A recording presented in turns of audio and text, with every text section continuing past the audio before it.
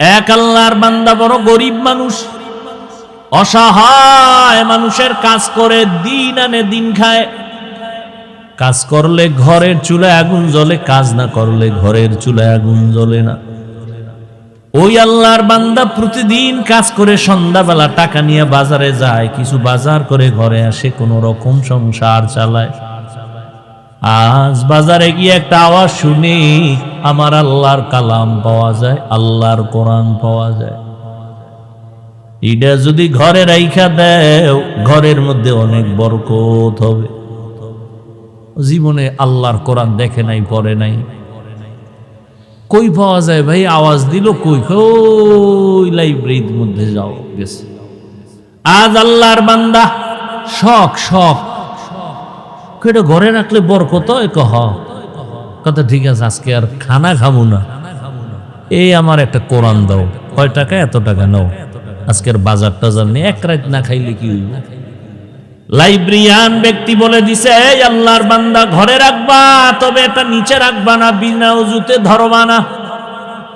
আল্লাহর বান্দা কোরআনটা লাইব্রেরি থেকে নিয়ে ডাইরেক্ট বাড়ি চলে গেল রাতের বেলা। বিবি আবার অপেক্ষায় আছে, বাজার করে আনবে, রান্না করবো, খাবো।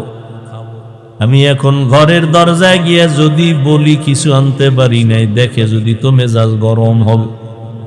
আগের থেকে সিগন্যাল দিছে, এই ম্যাডাম বাঁকা টাকা হইও না, আজকে কিন্তু খাওন দাও না, নিন একটা বরকত নিয়ে এসি। মহিলারা তো বরকতের আরো পাগল। কি বরকত? বলে আল্লাহর কালাম। ঘরের মধ্যে গিয়া বলে এটা বিনা অজুতে ধরা যাবে না, নিচু জায়গায় রাখা যাবে না, ঘরের মধ্যে এটা রাখতে পারলে অনেক বরকত হবে।